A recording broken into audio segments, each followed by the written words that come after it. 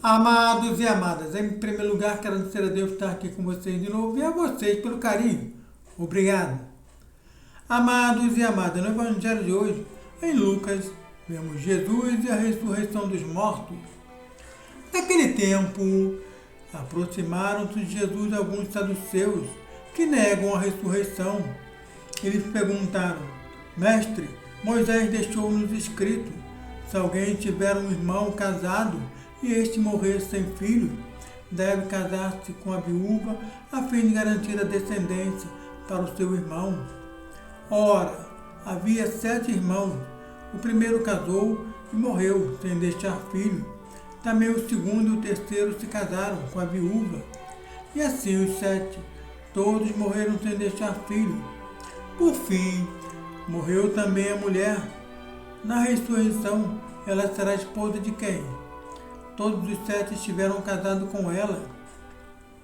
Jesus respondeu aos saduceus: nesta vida, os homens e as mulheres casam-se, mas os que forem julgados dignos da ressurreição dos mortos e de participar da vida futura, nem eles se casam, nem elas se dão em casamento.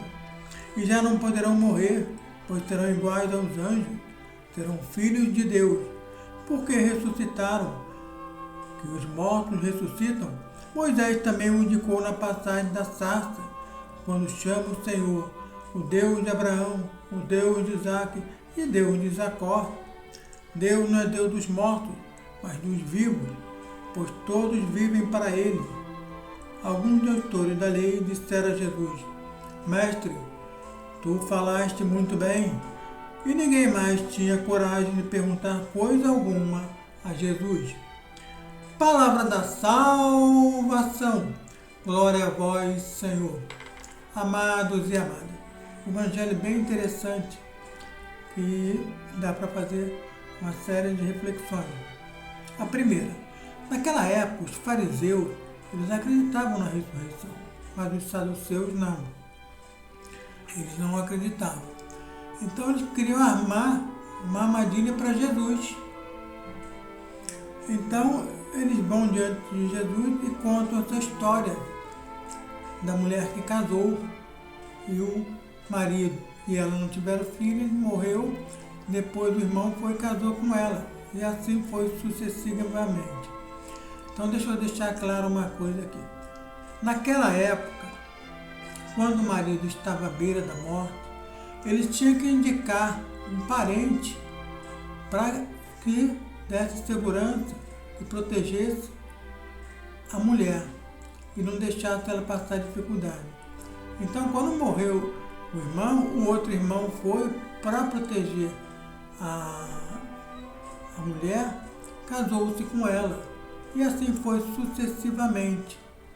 Isso já era para manter a descendência dele e também para poder dar condições para a mulher viver sem ter qualquer problema. E Jesus também, quando está na cruz, ele faz uma coisa bem parecida, bem próxima. No momento em que ele está para entregar a alma ao Criador, ele vira para Maria e diz: mulher, eis aí o teu filho. Filho, eis aí a sua mãe. Então o apóstolo João levanta, pega Maria e segue, porque a partir desse momento ele se tornou responsável por Maria, por cuidar dela. Tanto é que ela passa a andar com ele, porque isso já era o costume da época, né? Então vamos lá, a fazer essas perguntas, Jesus mostrou que os saduceus não entendiam nada. Então disse para eles: a pessoa que morre diante de Deus vai passar por Deus. Se for digno, ele vai ressuscitar.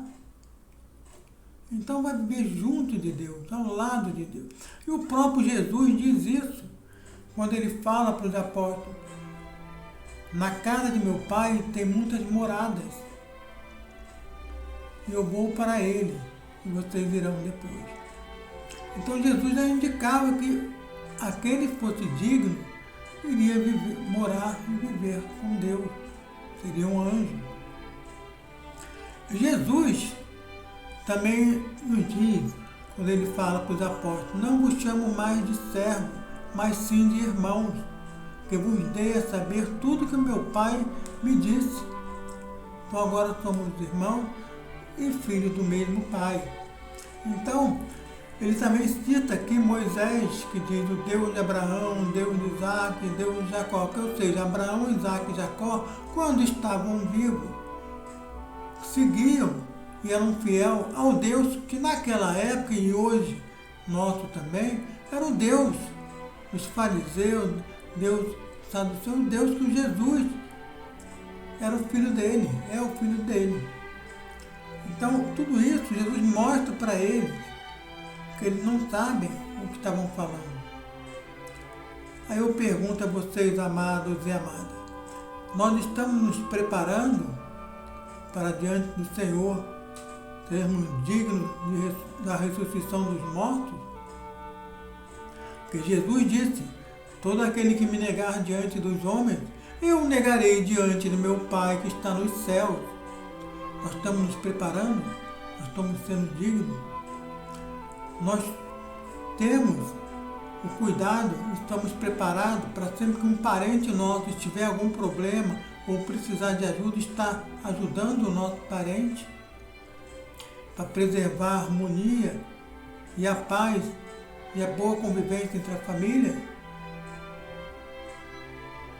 Estamos preparados para isso?